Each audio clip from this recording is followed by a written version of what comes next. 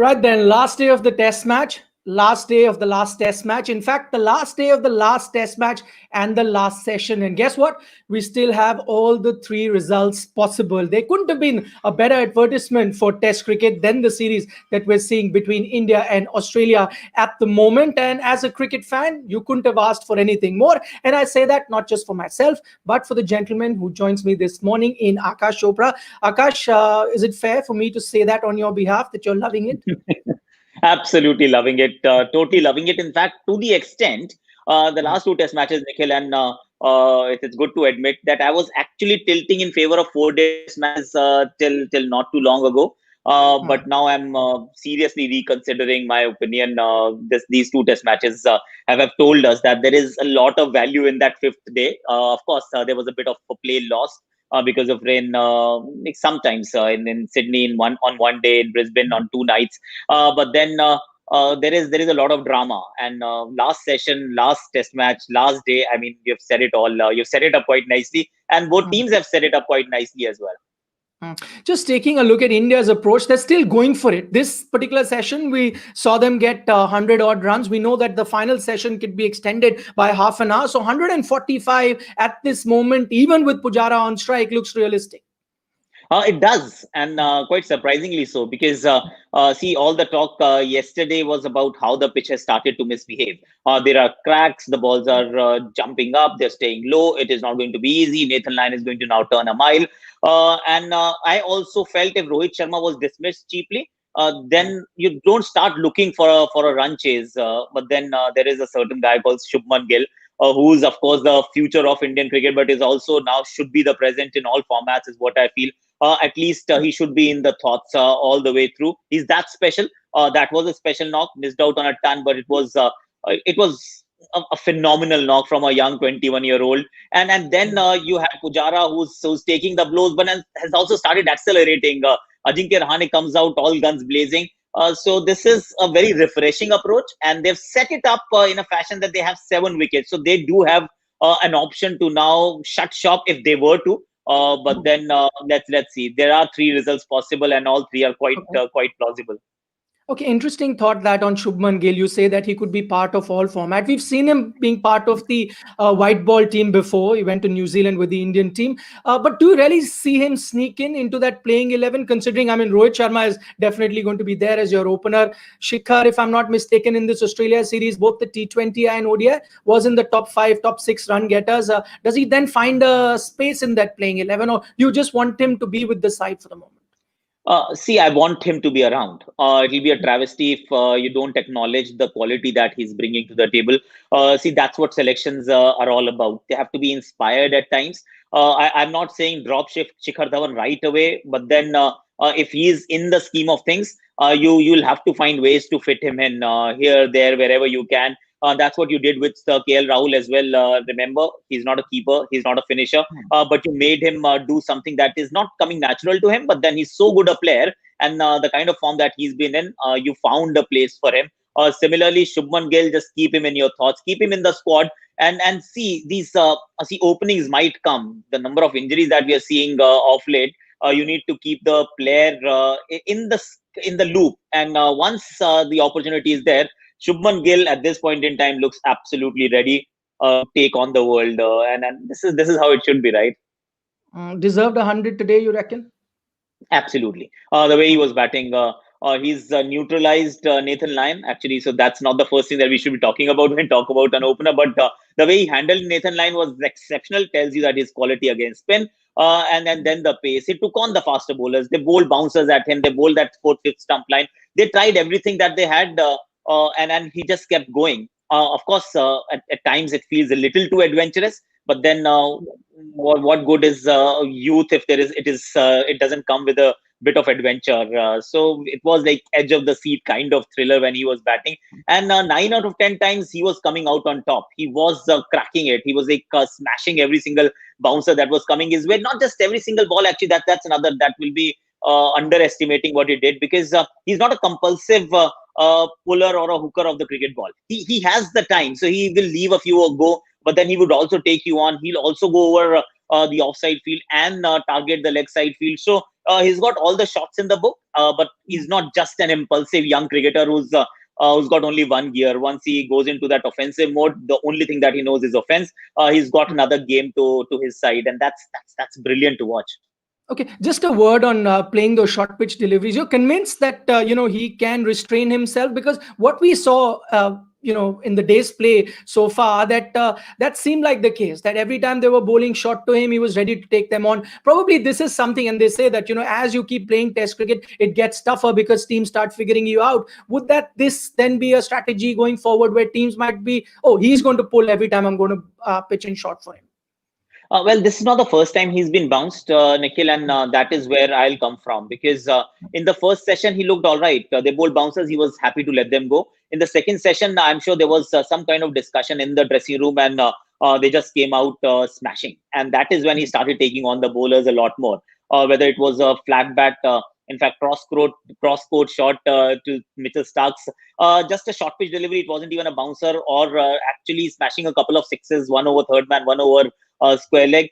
He has both games, and we saw him making the adjustment as well.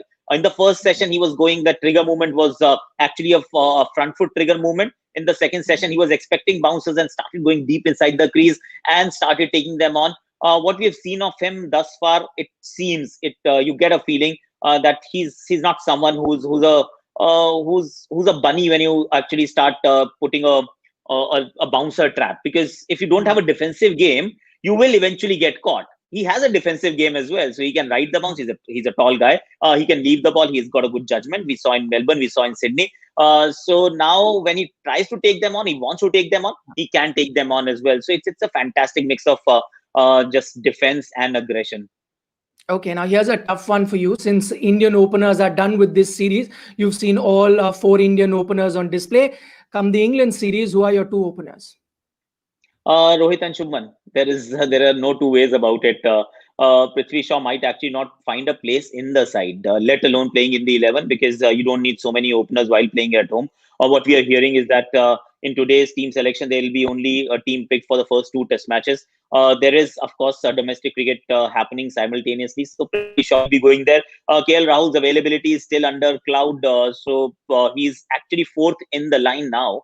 You've got Mayank Agarwal. So these 3 will be in the squad. It has to be Shubman Gill and Rohit Sharma to open in Chennai against England.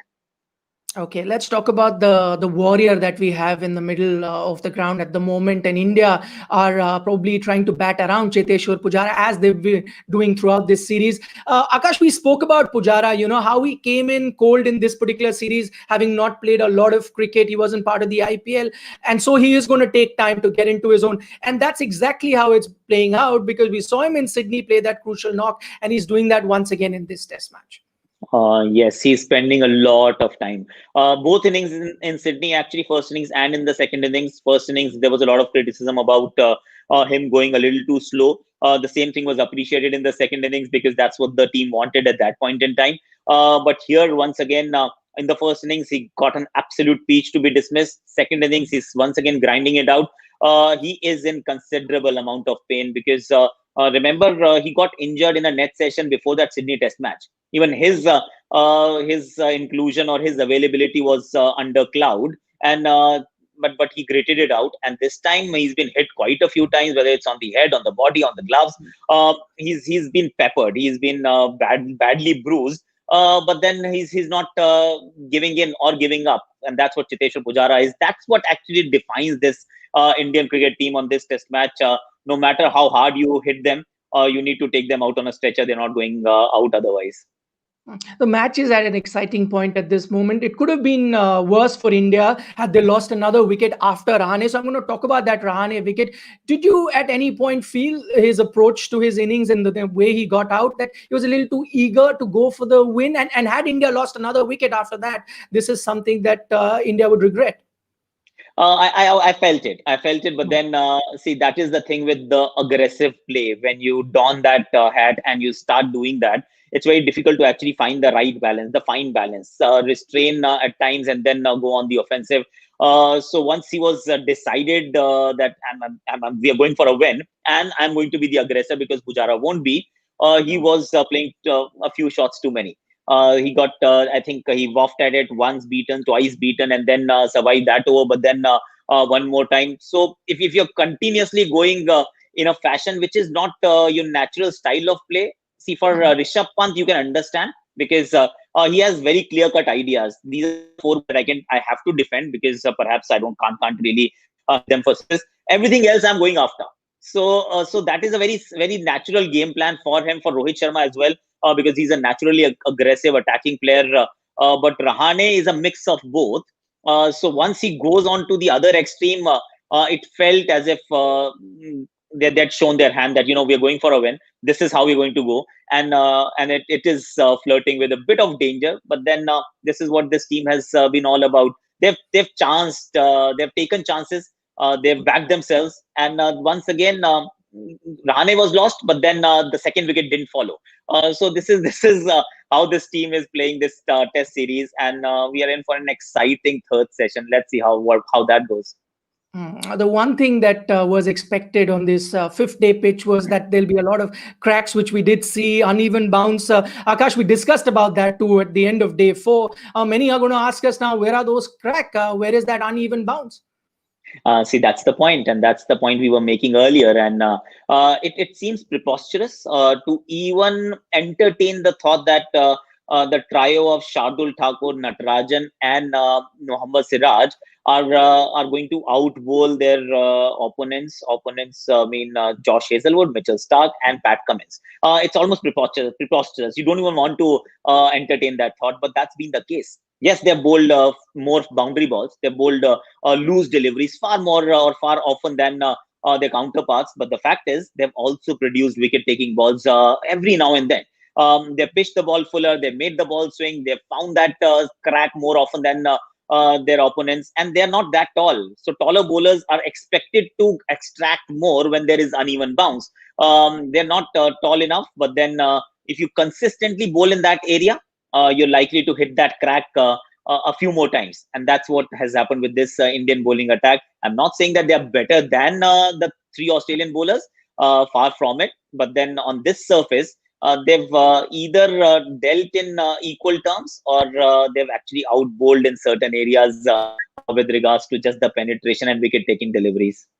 Okay, just taking that point forward, do you reckon the Australian fast bowlers, because sometimes you end up bowling to those cracks, you're looking for them, so you end up bowling a bit short of good length at some point. We saw them even employ the short pitch, bouncy sort of strategy. But do you think they, with the new ball especially, could have pitched up the ball a little bit more, expecting for the batsman to drive rather than just wait for that crack to do things for them? And that is something the Australian bowlers were guilty of. See, Steve Smith actually mentioned it at the end of day 4. Just be patient and wait for the pitch to misbehave. It will. He was certain that it will. So that could be the mindset, but also your natural length is something that comes to the fore. Indian bowlers are expected to bowl a little fuller because of the kind of pitches that we are brought up on.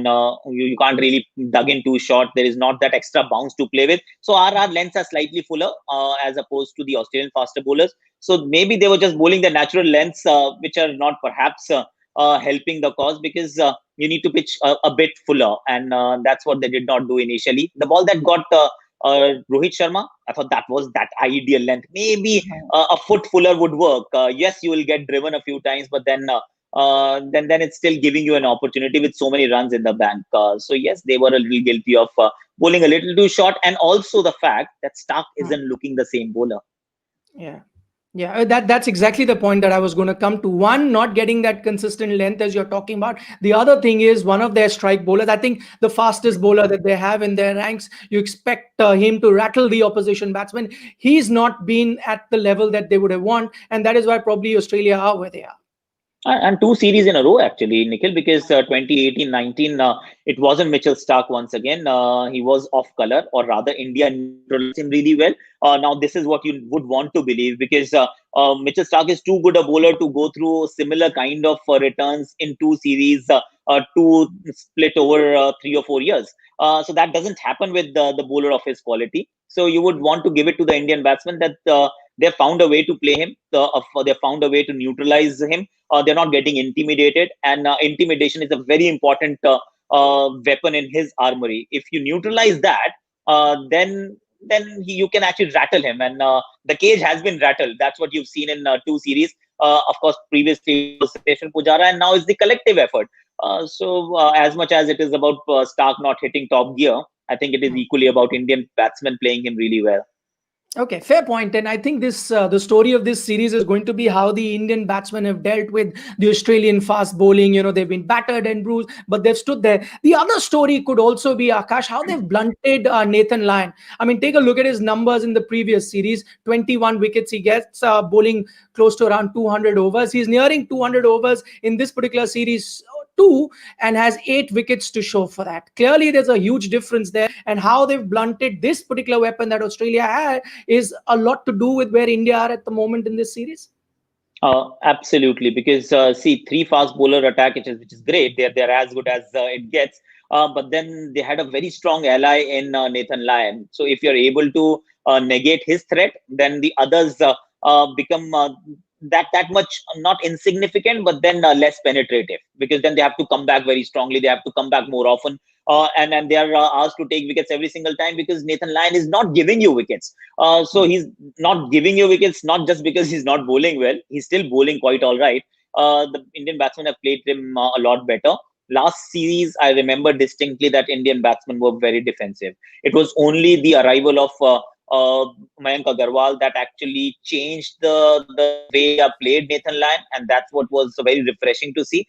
He started coming down the track, he started going aerial, and that was the 3rd test match already. The series was 1-1. By that time, Nathan Lyon had already had like a vice-like grip on the Indian team, and therefore he kept chipping away as the series progressed, even though his returns at Melbourne and Sydney were far lesser than the first 2 test matches. Even at Perth, he was a threat on a surface where fast bowlers were actually calling the shots. He dismissed, I remember, Virat Kohli. Just that the Indians were far too defensive. This time, they've not been defensive. They've been very assertive. They've been very decisive. And right from Shubman Gill, who's playing his first series, to Ravichandran Ashwin, who's not on the top of his batting form, or a Ravindra Jadeja, or a Rishabh Pant, who's now taking the attack to the opposition. So everyone has actually played him more aggressively, and then that plays a role in neutralizing his threat. Okay, and finally now, logical reasoning and the rule book would say that for the Indian team now going into the final session, bat the first hour, at least that you're batting for a draw, and probably towards the end then go for a win. But I've realized with this team, there is no logic at play as such. They can defy anything on the cricket pitch that we expect. What are you expecting from them? Pujara playing like Pujara, Pant playing like Pant. See, that's all I'm expecting, because I think Pujara is your insurance, and that's what this Indian team is actually banking on. That as long as Pujara is there, he'll figure out a way to actually give us a draw. We won't lose while Pujara is there. So as long as Pujara is there, things are pretty okay. Things are calm. And that allows Pant to play Pant plays. And that's what I'm expecting. Pujara will accelerate if he needs to. He's got enough runs now to accelerate. That time of his test innings where he starts scoring a lot freely. But I don't expect him to now start going over the top or try to match Pant shot for shot. It is Pant's duty to just keep going. Pujara's duty to be there and rotate the strike and let the pressure build and see where it goes. Because currently, draw is still the most likely outcome. India losing or Australia losing, there are 2 outcomes, of course, rather other way around, Australia winning and India winning. But then draw is still the most likely outcome at this point in time where the match stands, and Pujara might end up actually playing a huge role, taking the game in that direction as well. Because expect a few wickets to fall, expect a few jitters, expect a few butterflies in both camps, and then settling for a draw would actually be the right result. Okay, so a nail-biting session coming up. Thanks so much for joining us, Akash. And on that session depends the entire result of this 4-match series. India still trailing by 145 runs, but they still have 7 wickets in hand. Thanks so much for watching. You're watching ESPN Cricket for Match Day.